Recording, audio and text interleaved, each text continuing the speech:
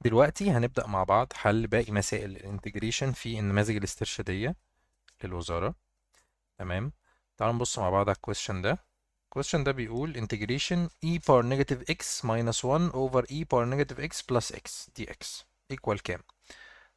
طيب على فكرة ده من المسائل اللي احنا قلنا انه احنا نعرف نحلها بطريقة عكسية، بمعنى ان احنا ممكن نبص على كل choices ونديفرنشيت كل واحد فيهم ونشوف انهي واحد فيهم اللي هيطلع لنا الاكسبريشن ده.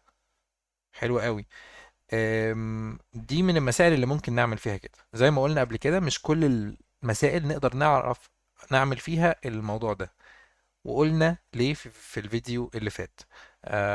لو ما اتفرجش على الفيديو اللي فات هتلاقيه في الديسكريبشن تحت، بارت 1. هتلاقي فيه مسائل مهمة جدا جدا.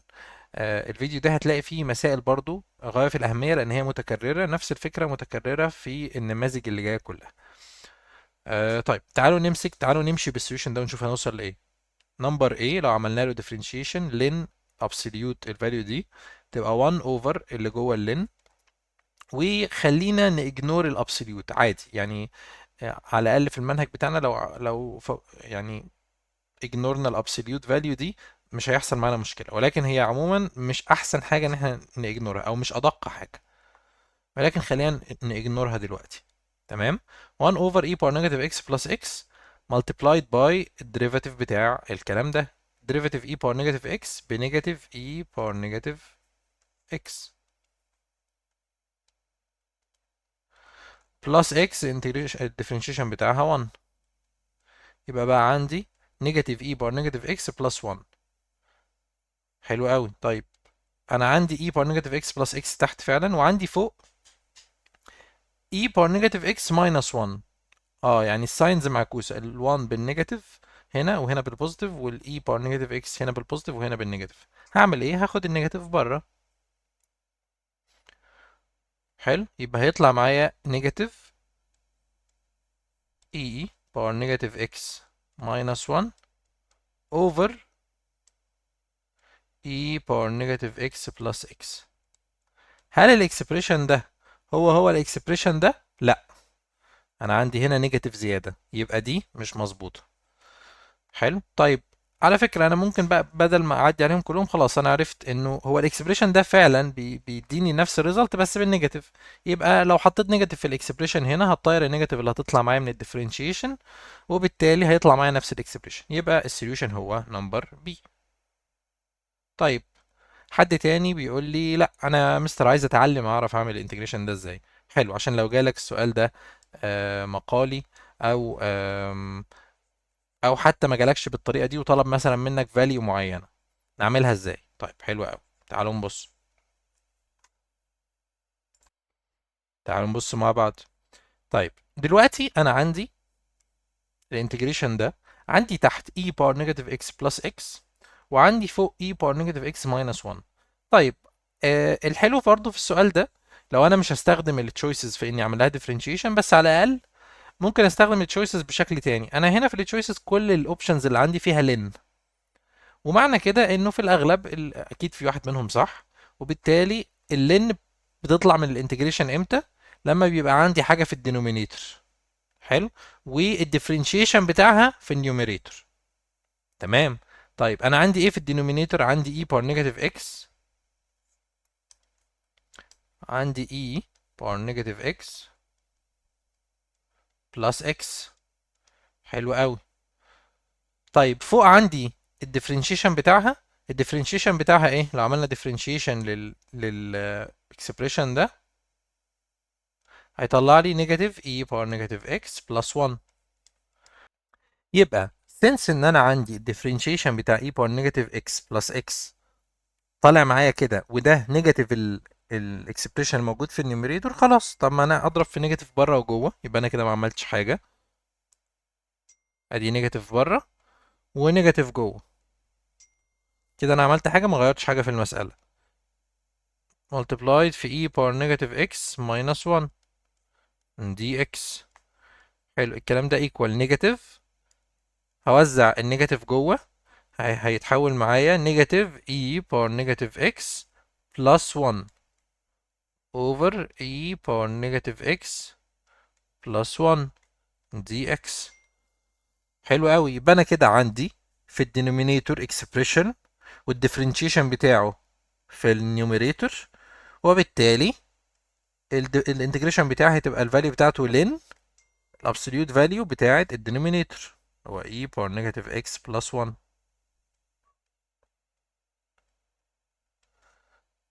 والنيجاتيف طبعا ما انساهاش، وبالتالي هيطلع معايا السوليوشن برضو هو نمبر سوري. هنا في غلطة بسيطة. هنا بدل 1 تبقى x.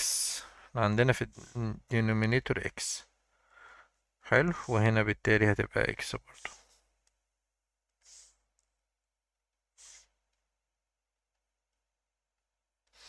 وبالتالي السوليوشن هيبقى هو نمبر B. طيب حاجة مهمة، اللي مش عارف الرول بتاعة الانتجريشن، لو انا عندي تحت اكسبريشن وفوق الديفرنشيشن بتاعه يطلع لي لين. الرول بتقول لو انا عندك انتجريشن لفانكشن تحت f of x وات ايفر الفانكشن دي ايه هي، وعندك فوق f dash of x dx، الانتجريشن ده ايكوال. طبعا ما انساش الكونستنت، بس هو هنا اوريدي حاططه لك في المساله بره. الكلام ده ايكوال لين مودولس او absolute value ل f of x اللي هي موجوده تحت بلس الكونستنت طبعا. تمام، دي الرول بتاعتنا.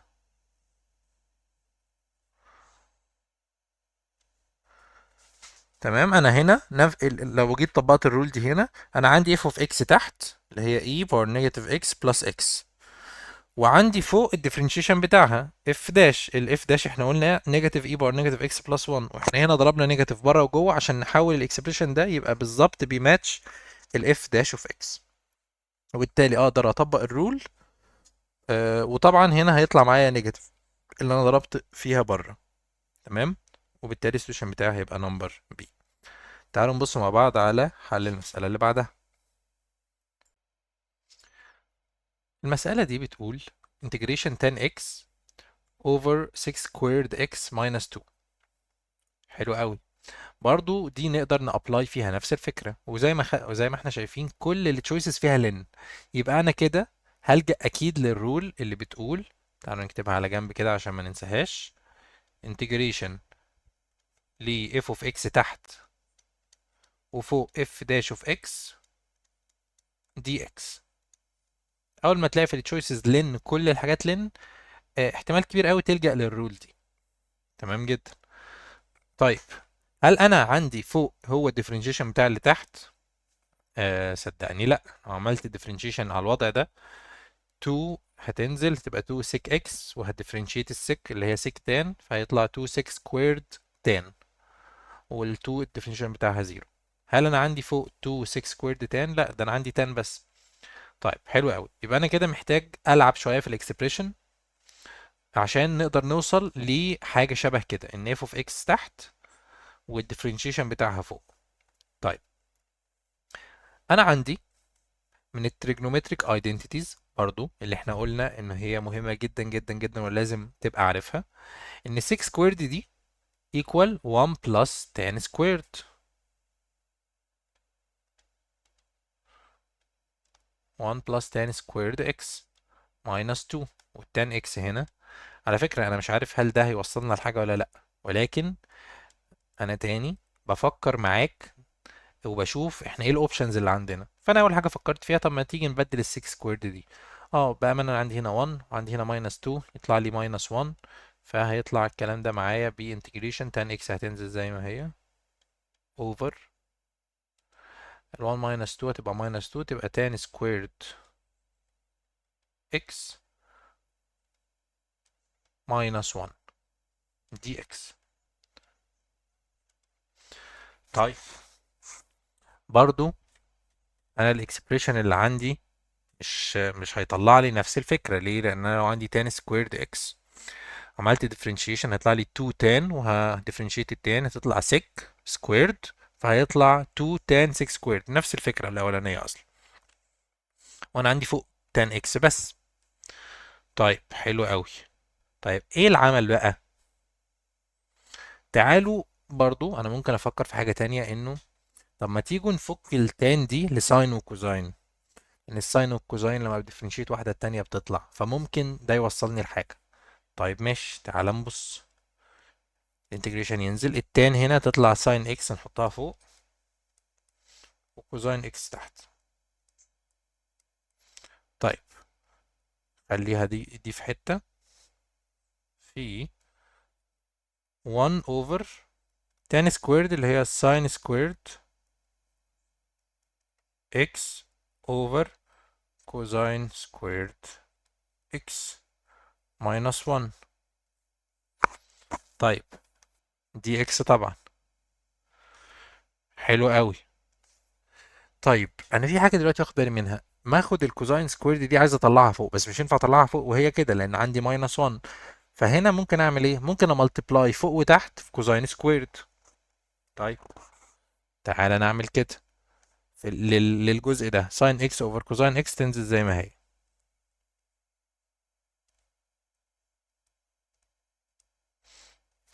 وعندي هملتبلاي فوق وتحت في كوزاين سكويرد، فهنا هيبقى عندي كوزاين سكويرد اكس اوفر ساين سكويرد اوفر كوزاين سكويرد، هضربها في كوزاين سكويرد، الكوزاين هتروح مع الكوزاين يتبقى ساين سكويرد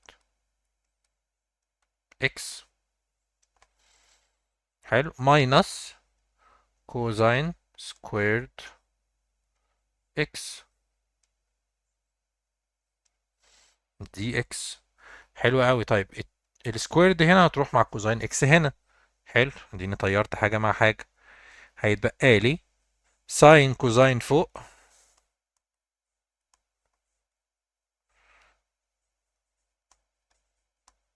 على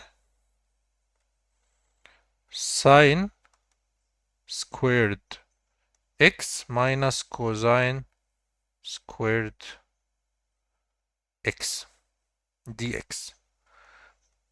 حلو قوي. طيب انا لو جيت اعمل differentiation للي تحت برضو مش هيطلع لي فوق، ليه؟ لان هنا يطلع معايا 2 ساين كوزاين، وهنا يطلع معايا برضو النيجاتيف في 2 كوزاين، نيجاتيف ساين، فالنيجاتيف هتروح مع النيجاتيف يبقى 2 ساين كوزاين تاني، يبقى 4 ساين كوزاين. الله، طب ده ممكن يطلع معايا حاجة فعلا، ازاي؟ تعال نبص كده. تعال ناخد نديفرنشيت الترم اللي تحت ده على جنب. حلو. طيب ساين سكويرد الديفرنشيشن بتاعها 2، والساين هتنزل، وديفرنشيشن الساين هو كوزاين، ماينس ال2 هتنزل والكوزاين تنزل، وبعدين هملتبلاي في ديفرنشيشن الكوزاين اللي هو نيجاتيف ساين، فالنيجاتيف في نيجاتيف تبقى بوزيتيف، وهنا الساين. الله، حلو قوي. ما الكلام ده ايكوال 4 ساين كوزاين، انا عندي فوق ساين وكوزاين ما عنديش الفور، يبقى هملتبلاي في 4 هنا وفي كوارتر بره، وكده انا وصلت الاكسبريشن بتاعي. حلو قوي. تعالى نعمل الكلام ده. يبقى هنا هملتبلاي في 1 over 4 بره، و 4 جوه، كده انا ما عملتش حاجه. ساين اكس كوزاين اكس اوفر ساين سكويرد اكس ماينس كوزاين سكويرد اكس.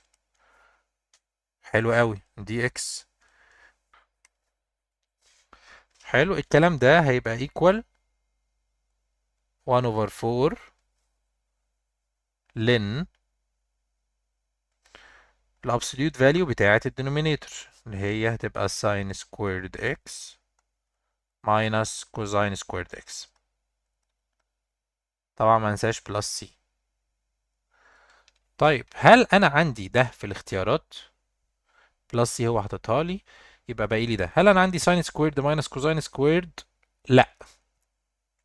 فانا هنا ممكن امشي في طريقين، يا اما اقول الاجابه بتاعتي غلط، لا دي مش بتماتش اي حاجه، لكن برضو في اوبشن تاني، وهو اني طيب هل الساين سكويرد اكس ماينس كوساين سكويرد اكس دي ممكن تطلع لي حاجه؟ على فكره في طلبه اكيد عارفه انه الاكسبريشن ده احنا ممكن نريبليسه في وليه تريجنومتريك ايدنتيتي برضو.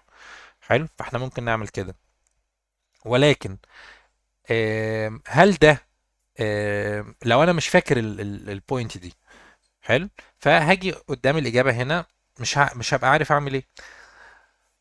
فلو انا assumed ان الاجابه بتاعتي صح من الاول وانا ماشي صح من الاول، ممكن طبعا اراجع الاجابه بتاعتي دي حاجه.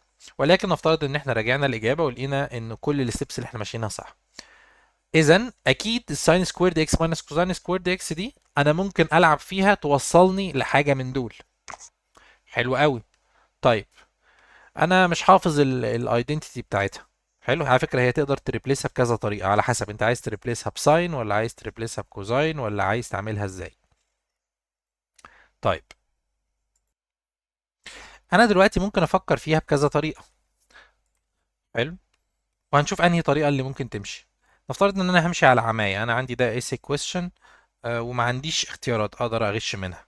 طيب انا ممكن افكر في حاجه. تعالوا ناخد الساين سكويرد ماينس كوزاين سكويرد دي على جنب.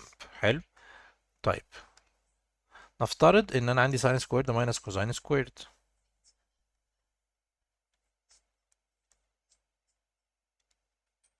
حلو.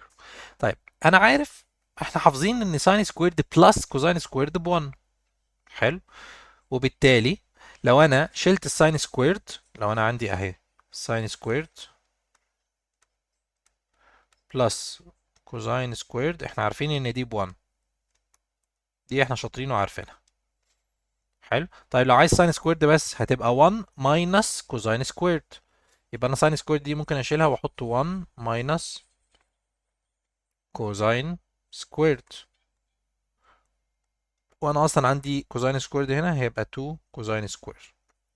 طيب هل ده برضو بيماتش حاجة من الاختيارات؟ تعال نبص كده. هل عندي 1 ماينس 2 كوزاين سكويرد؟ لا. طب هل عندي، لو انا ممكن اقدر اريبليس الكوزاين سكويرد اخليها 1 ماينس ساين سكويرد. حلو. وماينس وماينس تبقى بوزيتيف، تبقى 2 ساين سكويرد ماينس 1. هل عندي 2 ساين سكويرد ماينس 1؟ لا برضه. يبقى الطريق ده على فكرة هو ممكن يبقى صح، يعني او هو صح فعلا، ولكن هو مش موجود في التشويسز، هو مش عايز الاجابة تبقى على الفورم دي. طيب ممكن ايه اوبشنز تاني عندي اعملها؟ لو حد مركز او مصحصح معانا كده هيعرف انه الاكسبريشن ده مشابه للاكسبريشن بتاع الكوزاين دبل الانجل. حلو. طيب تعالوا نراجع اكسبريشن الكوزاين اصلا. لو انا عندي كوزاين السبمشن بتاع تو انجلز A بلس B، انا ممكن اعمل ايه؟ الاكسبريشن ده لو انا عندي بلس هنا، حلو، هتبقى كوزاين الانجل الاولانيه كوزاين الانجل الثانيه ماينس ساين الاولانيه في ساين الثانيه. حلو. طيب لو انا عندي هنا ماينس، لو انا عندي كوزاين A ماينس B هنا هتبقى بلس، لو عندي بلس هنا تبقى ماينس. طيب لو انا عندي A و B دول زي بعض اللي هي الرول بتاعت دبل الانجل، لو انا عندي كوزاين 2A هتبقى كوزاين A وكوزاين A هتبقى كوزاين سكويرد، و2A معناها A بلس A، يبقى انا هنا الانجل بتاعتي بلس يبقى هنا تبقى ماينس، يبقى هنا كوزاين سكويرد A ماينس ساين A في ساين A بساين سكويرد A. اه خدنا بالنا من حاجه مهمه دلوقتي، ان كوزاين دبل الانجل ايكوال نيجاتيف الاكسبريشن اللي عندي ده. انا عندي هنا ساين سكويرد ماينس كوزاين سكويرد، هنا انا عندي كوزاين سكويرد ماينس ساين سكويرد. حلو. طيب ما انا ممكن احول الاكسبريشن ده لده. هعمل ايه؟ هاخد نيجاتيف 1 كومن فاكتور. فلو عملت كده هنا الفور تنزل زي ما هي، اللين زي ما هي، الابسوليوت فاليو بقى عشان دي هتبقى فارقه قوي معانا هنا، النيجاتيف هنطلعها كومن فاكتور، وبدل ما نقول نيجاتيف ساين بلس كوزاين خليها على الصوره اللي احنا عارفينها كوزاين سكويرد اكس ماينس ساين سكويرد اكس، ونقفل الابسوليوت فاليو وما ننساش الكونستانت. طيب حلو قوي. احنا عارفين ان الابسوليوت فاليو دايما بتطلع الحاجه بوزيتيف، فانت لو عملت ابسوليوت A هي ابسوليوت نيجاتيف A. تمام. نفس الكلام هنا. لو انا عندي ابسوليوت نيجاتيف كوزاين سكويرد ماينس ساين سكويرد، انا اقدر بكل بساطه اطير النيجاتيف، فيبقى الاكسبريشن بتاعي هو 1 over 4 لن الابسوليوت فاليو كوزاين سكويرد النيجاتيف راحت، كوزاين سكويرد ماينس ساين سكويرد قلنا هي بكوزاين 2 الانجل، الانجل هنا كانت ايه لكن هنا سميناها اكس، فهتبقى كوزاين 2 اكس بلس سي. هل ده بيماتش حاجه في الاختيارات؟ تعالوا نبص. عندي 1 over 4 لن كوزاين 2 اكس.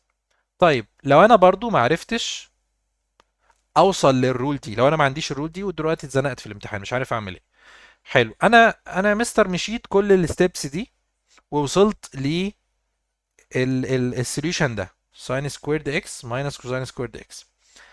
للاسف خليني اقول لك ان انت مفيش طريقه تانية تقدر تحل بيها المساله غير انك تبقى عارف الرول دي. ليه؟ لانك حتى لو جربت تعمل ديفرنشيشن هنا لل 6 سكويرد اكس وجيت تعمل ديفرنشيشن طبعا مش هتوصل للصوره دي. حتى لو وصلت للنمبر سي وجيت تعمل لها ديفرنشيشن هتلاقي اللي طالع معاك 1 اوفر كوزاين 2 اكس مالتبلايد، وهتضربها فوق في الديفرنشيشن بتاع كوزاين 2 اكس اللي هو هيبقى 2 او نيجاتيف 2 ساين 2 اكس، وهيطلع لك الريزلت ساين فوق وكوزاين تحت، وهتقدر تقلبها تان 2 اكس ده اخرك. بس هل انت هنا عندك تان 2 اكس؟ لا، ما عندكش. وعشان كده لو انت ما خدتش بالك ان هي دي الرول بتاعت كوزاين الدبل انجل مش هتعرف تحل المسألة. وعشان كده لازم دايما التريجنومتريك ايدنتيتيز كلها تبقى حاضرة في دماغك، مش عايز حاجة منهم تبقى مش في دماغك. احنا زي ما شفنا احنا مشينا كذا طريق. اول حاجة فكرنا ان احنا طب تعالى نشيل الساين سكويرد ونحط 1 ماينس كوزاين سكويرد من التريجنومتريك ايدنتيتي اللي احنا عارفينها، والعكس جربنا نشيل الكوزاين سكويرد ونحط 1 ماينس ساين سكويرد وشفنا ايه اللي هيحصل. فانا جربت كذا تريجنومتريك ايدنتيتي لحد ما وصلت للسوليوشن ده. ونفس الكلام في كوزاين دبل الانجل. حلو، هي دبل الانجل دي تعتبر مش ايدنتيتي ولكن هي رول. حلو.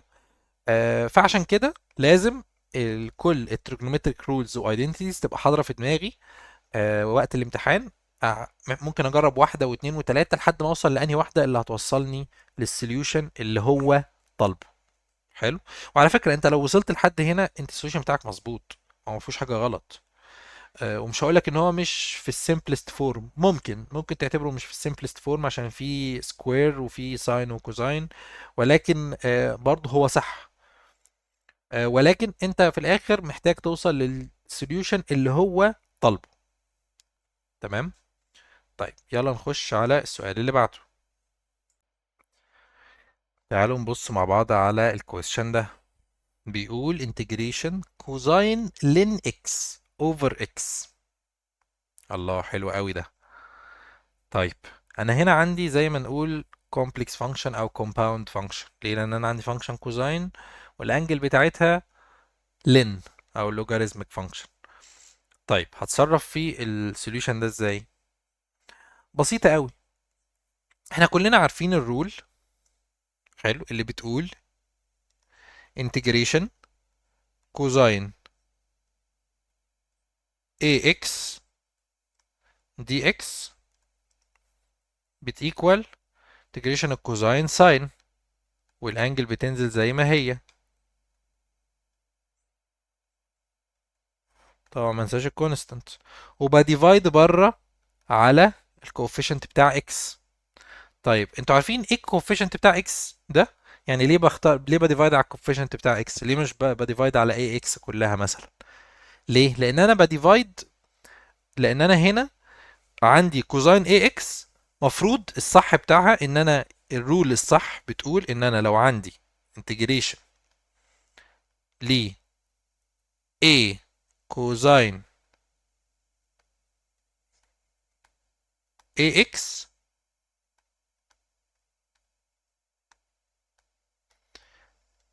الكلام ده يبقى ايكوال ساين اي اكس على طول.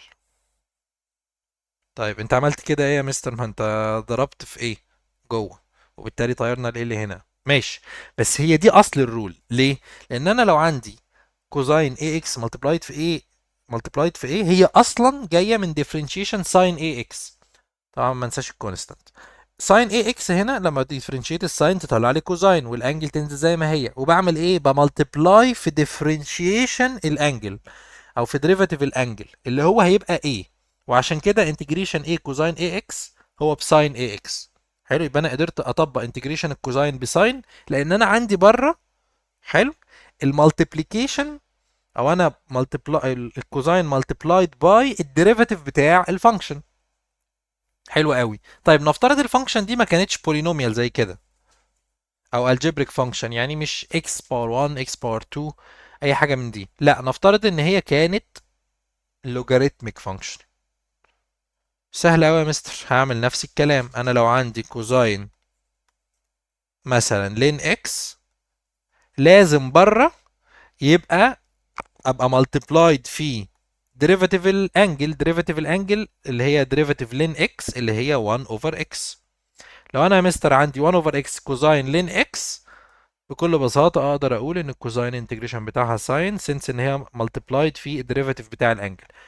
حلو، لو مش ملتبلايد في ديريفاتيف الانجل هنا هيبقى عندي مشكلة.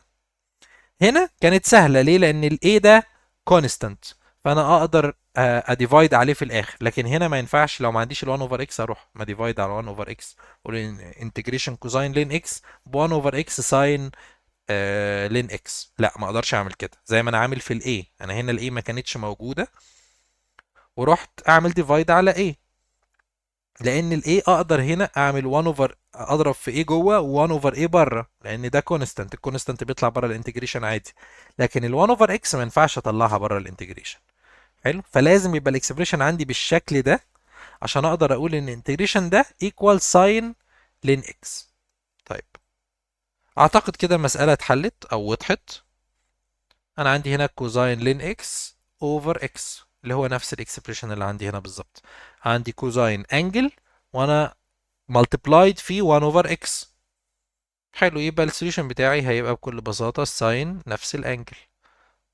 طبعا هو هنا ناسي الكونستانت، لا حطه في الاختيارات ولا حطه في المسألة، ولكن طبعا الأصح إن الكونستانت يبقى موجود. تمام، يبقى السوليوشن بتاعي ساين لين اكس.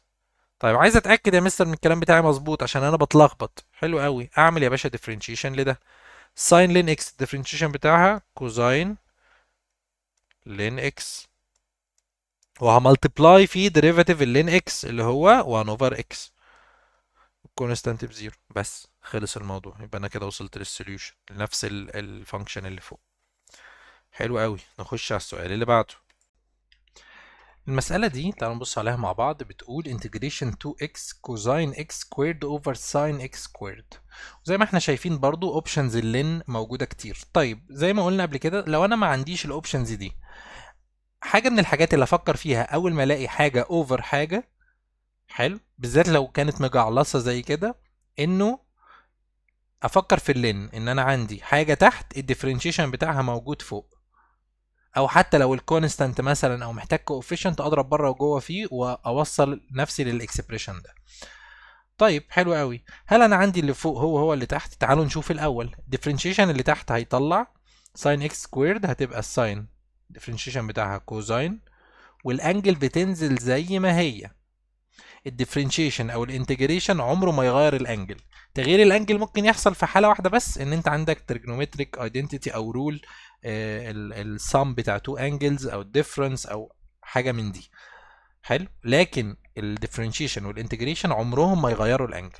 طيب ساين اكس سكويرد الديفرنشيشن بتاعها كوزاين اكس سكويرد، وهملتبلاي بره في ديريفاتيف الانجل اكس سكويرد، الديريفاتيف بتاعها 2 اكس. يا سلام، دي متقشره، ده انا عندي بالظبط فوق 2x كوزين x سكويرد.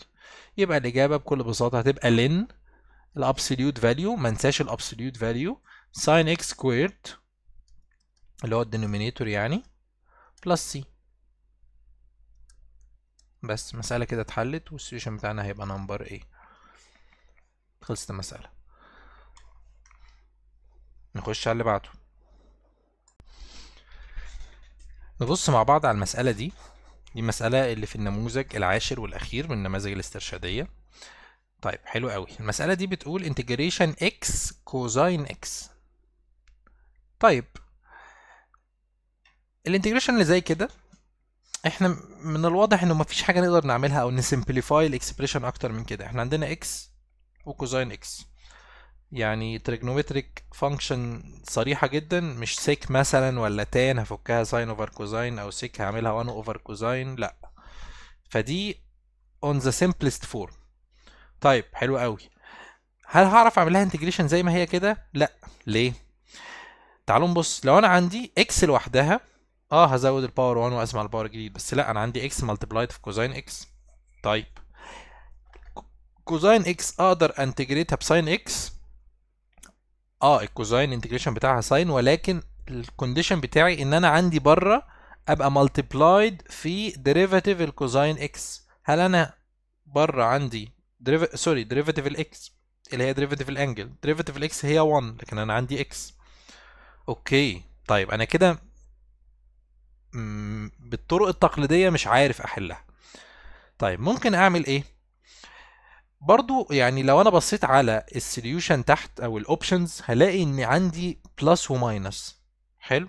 طيب البلس والماينس دي لو حد مركز شوية يفتكر انه في تكنيك كنا بنستخدمه هو اللي بيطلع لنا الريزلت بتاعت الانتجريشن فيها البلس والماينس دي. لو حد جابها شاطر، وهي الانتجريشن باي بارتس. ايه الانتجريشن باي بارتس ده؟ انتجريشن باي بارتس بيقول لو انا عندي انتجريشن لفانكشن يو دي في، انتجريشن ده equal يو في minus انتجريشن في دي يو. حلو قوي. طيب انا هنا بقى ال هو تكنيك على فكره مش ستريت فورورد، يعني مش بطبقه على طول والموضوع يتحل، لا. انا عندي كذا تشويس، يا اما وانا بختار اليو والدي في. طبعا هنا الدنيا عندي سيمبل شويه. كنا شرحنا فيديو قبل كده عن الانتجريشن باي بارتس بالتفصيل، وفي مسألة كانت أعقد من كده شوية، فممكن تبصوا عليها. هسيب لكم اللينك بتاعه في الديسكريبشن تحت، وممكن تلاقوه ظاهر معاكم على الشاشة. ولكن في آخر الفيديو اللي فات كنا بنتكلم إنه أنا عشان أختار اليو والدي في لازم أختار يو. اليو دي خلي بالك، أنا اليو هختارها هعمل لها ديفرنشيشن عشان أطلع الدي يو، والدي في هختارها عشان اعمل لها انتجريشن واطلع الفي. حلو قوي. طيب انا هنا هحاول اعمل ايه؟ انا عايز اختار يو لما ديفرنشيتها تبقى ابسط معايا. بمعنى ايه؟ يعني انا مثلا عندي حاجه فيها اكس سكويرد، لما ديفرنشيتها هتطلع 2 اكس، يبقى انا عندي الباور قل واحد، يبقى ده بالنسبه لي انا كده بسطت المساله اكتر. حلو. الدي في نفس الكلام، لو انا عندي حاجه، وده نادرا ما بنلاقيها، ولكن لو انا عندي حاجه الانتجريشن بتاعها بيبسطها يبقى اختار ده هو الدي في. طيب عشان ما لخبطش نفسي هقول لكم على رول ممكن يبقى اول مره تسمعوها، ولكن هي هتنفعكم جدا، اسمها LIATE رول، لايت رول. حلو. طيب اللايت رول دي بتقول ايه؟ اللايت رول دي من الاخر بتقول لك وانت بتختار اليو، حلو، امشي من الشمال لليمين في اللايت رول دي. طب ايه اللايت رول دي؟ ال دي لوجاريثميك فانكشن. لوجاريثميك فانكشن لوج او لن، طبعا يعني احنا عارفين ان اللن هي لوجاريثميك فانكشن. طيب لو لقيت لوج او لن اختارها اول حاجه، هي تبقى اليو بتاعتك. حلو، ده اليو. طيب تعالوا ننزلها بس شويه تحت. طيب لو من الشمال لليمين انا بختار اليو، من اليمين للشمال انا بختار الدي في، طبعا ما هو دي اللي باقيه لي اصلا. حلو. طيب لو لقيت لوجاريثميك فانكشن لوج او لن او اي حاجه خليها تبقى موجوده في اليو. طيب ما لقيتش لوج، ابص على تاني حاجه. ايه الاي دي؟ الاي دي الانفرس تريجنومتريك فانكشن، ودي مش علينا، او يعني خلينا نقول مش علينا، او مش عليكم في المنهج، ف تعالوا نجنور الاي دلوقتي. طيب الايه هي الجبريك فانكشن. الجبريك فانكشن. الجبريك فانكشن زي البولينوميال او يعني حاجه فيها اكس سكويرد اكس بارت 3 وات ايفر، حاجه زي كده، دي الالجبريك فانكشن. يبقى ما لقيتش اللوغاريثميك فانكشن اروح على الالجبريك فانكشن. رابع حاجه هي التريجنومتريك. تريجنومتريك فانكشن زي ما احنا عارفين كلنا، الساين، الكوزاين، الحاجات اللي زي دي. طيب واخر حاجه الاكسبوننشال فانكشن، يعني اي باور اكس، 2 باور اكس، حتى مش لازم اي، يعني اي بيز، اي حاجه اكسبوننشال فانكشن دي اخر حاجه اروح لها وانا بختار اليو. طيب الدي في بقى العكس، هبدا الاول ادور على الاكسبوننشال، بعدين ادور على التريجنومتريك، بعدين الالجبريك، بعدين الانفرس، بعدين اللوغاريتميك. طيب خلينا قبل ما نبروسيد نشوف هو ليه الرول دي اصلا، او الرول دي جت منين. زي ما قلنا الرول دي جايه من نفس المبدا اللي احنا كنا لسه شارحينه، ان اليو انا هعمل لها ديفرنشيشن، فانا عايز اختار فانكشن لما اعمل لها ديفرنشيشن تبقى في الصوره سيمبل اكتر. حلو. اللوغاريتميك فانكشن لما بعمل لها ديفرنشيشن بتطلع معايا 1 اوفر الحاجه اللي جوه اللوغاريتم. حلو. وده يعتبر ابسط من اللوغاريتميك فانكشن نفسها. طيب الانفرس، حلو، برضو الانفرس تعتبر معقده وليها الديفرنشيشن بتاعها بس مش عليكم، فخلينا نسيبنا منه دلوقتي. الالجبريك فانكشن زي مثلا اكس سكويرد او اكس، الاكس لو عملت لها ديفرنشيشن هتبقى 1، يبقى انا كده طيرت الاكس خالص، يبقى انا كده سهلت على نفسي المساله. طيب التريجنومتريك والاكسبوننشال، عادة التريجنومتريك والاكسبوننشال اخر حاجة بنلجأ لها، هو مش احسن اختيار ليك وانت بتختار اليو. ليه؟ عشان التريجنومتريك somehow الساين بتديفرنشيت هتطلع كوزاين، الكوزاين تطلع نيجاتيف ساين، يبقى انت كده من الاخر ما بسطتش قوي، ولكن على الاقل ما زودتش الموضوع تعقيد. حلو. يبقى انت احسن حاجة بتحاول تعملها ان انت تخلي المسألة مور سيمبل. طيب ما عرفتش تعمل كده، على الاقل ما تعقدهاش اكتر. حلو. فعشان كده الساين بتطلع كوزاين، وعلى فكره احيانا بتتعقد لانك انت لو عندك مثلا ساين سكويرد، ساين اكس سكويرد، هيطلع معاك الناحيه الثانيه لما تديفرنشيتها كوزاين اكس سكويرد، وهتملتبلاي بره في 2 اكس، فانت كده عقدتها، بدل ما كان عندك ساين اكس سكويرد بقى عندك اكس في كوزاين اكس سكويرد، فكده اتعقدت اكتر. وعشان كده لما تلاقي انك داخل في سكه انك معقد المساله اكتر، احتمال كبير قوي تبقى ماشي غلط. الاكسبوننشال نفس الكلام، اي باور اكس بديفرنشيتها تطلع اي باور اكس، مفيش اي حاجه اتغيرت. طب اي باور اكس سكويرد نفس الكلام، هتزود لك المساله تعقيد، هتبقى اي باور اكس سكويرد وهتملتبلاي بره في ديريفاتيف الباور اللي هو 2 اكس، فهتطلع لك اكس ملتبلايد في اي باور اكس سكويرد، فانت كده عقدت المساله اكتر. عشان كده احنا دايما بنختار اليو من الشمال لليمين، والدي في من اليمين للشمال. حلو. ما تنسوش اللايت رول. طيب انا هنا عندي الدنيا هنا سهله جدا، انا عندي اكس وكوزاين اكس. طيب خلينا نختارها عن طريق اليو. اليو اول حاجه ندور، عندي اللوغاريتميك فانكشن؟ لا. عندي انفرس؟ لا. عندي الجبريك فانكشن؟ عندي الاكس اهي. اذا اليو هي بتساوي الاكس، ده اللي انا هختاره، والدي يو هتبقى دي اكس. حلوه وسهله وجميله. طيب الدي في كده كده انا ما عنديش اوبشن، هختار الباقي. الدي في هي كوزاين اكس، وما انساش الدي اكس. طيب الفي هتبقى ايكوال الكوزاين الانتجريشن بتاعها ساين، وانا عندي كوزاين اكس والديريفيتيف بتاعها 1 بره، يبقى انا كده تمام. يبقى انتجريشن الكلام ده هيطلع لي ساين اكس. ما نتلخبطش يا جماعه، انتجريشن الكوزاين ساين، ديفرنشيشن الكوزاين نيجاتيف ساين. طيب والدي اكس هتروح. طيب زي ما احنا عارفين الرول بتعمل ايه، انت بتحط اليو وتديفرنشيتها والدي في وتنتجريتها، وبعدين تروح ضارب اليو في الفي، وبعدين تعمل ماينس في انتجريشن في دي يو. طيب تعال نشوف. يبقى انا عندي انتجريشن اكس كوزاين اكس دي اكس ده هيبقى ايكوال اليو في الفي، اليو اللي هي اكس، الفي اللي هي ساين اكس، ماينس انتجريشن في دي يو، في اللي هي ساين اكس، دي يو اللي هي دي اكس. حلو قوي. طيب انا اعرف انتجريت ساين اكس، شفت المساله سهلت معايا ازاي. ودي الهدف من الانتجريشن باي بارتس، ان هو بيحاول يبسط المساله، هي اوريدي على السمبلست فورم، ولكن انت عشان تبسط الانتجريشن على نفسك او حل الانتجريشن على نفسك، جه دور الانتجريشن باي بارتس. ان انا هنا الفرق بين الاكسبريشن الاولاني والتاني ايه؟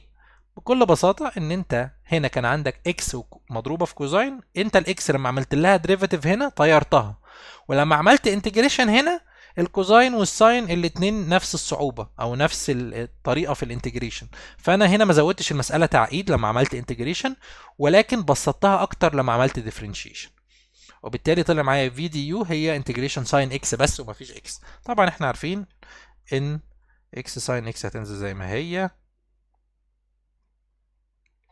ماينس انتجريشن ساين هي نيجاتيف كوزاين، نيجاتيف في نيجاتيف بوزيتيف، والكونستانت هينزل زي ما هو، وتبقى الإجابة اكس ساين اكس بلس كوزاين اكس. عندي الاكسبريشن ده اهو، جميل جدا. بس كده يا شباب. وكمان برضو عشان انتجريشن باي بارتس فيه لخبطه او فيه ستيبس كتيره، ممكن نتاكد ازاي؟ زي ما احنا عارفين نمشي باكورد. تعال نديفرنشيت دي اكس ساين اكس، تعال نديفرنشيت الاول في ديريفاتيف التاني اكس في كوزاين اكس، بلس التاني في نيجاتيف الاول ساين اكس في ديريفاتيف الاول اكس اللي هو 1، تبقى ساين اكس. حلو. طيب ديريفاتيف كوزاين اكس هو نيجاتيف ساين اكس.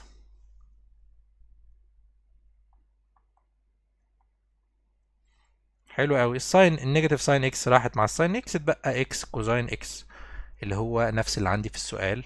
يبقى انا كده اتاكدت ان الحل بتاعي مظبوط. مش معنى زي ما قلنا ان التشويس بتاعي موجود هنا يبقى الحل بتاعي مظبوط. ممكن جدا اللي حاطط الامتحان متوقع انا هغلط في ايه ويحط لي التشويس بناء على الغلط بتاعي. وبكده نكون حلينا كل مسائل، طبعا مش كل مسائل الانتجريشن عموما، لكن احنا بنتكلم على مسائل الانتجريشن الدايركت اللي زي كده. وهنلاقي في الفيديو الاولاني كان في كام فكره وكام تريكايه كده ما كانوش دايركت قوي، ولكن برضو دول كانوا اقرب حاجه في النماذج دي لمسائل الانتجريشن اللي احنا عايزين نركز عليها. لو عندكم اي مساله في الانتجريشن عندكم مشكله فيها وحابين ان انا اشرحها، ابعتوها لي في مسج او اكتبوها لي في الكومنتس، وان شاء الله نعمل فيديو جديد عنها. وكمان لو في فرع معين او في حاجه معينه في النماذج الاسترشاديه واقفه معاك برضو او معاكي، ابعت لي في الكومنتس بحيث برضو نلحق نعمل فيديو عنها. وربنا معاكم ان شاء الله، واشوفكم في فيديو جديد.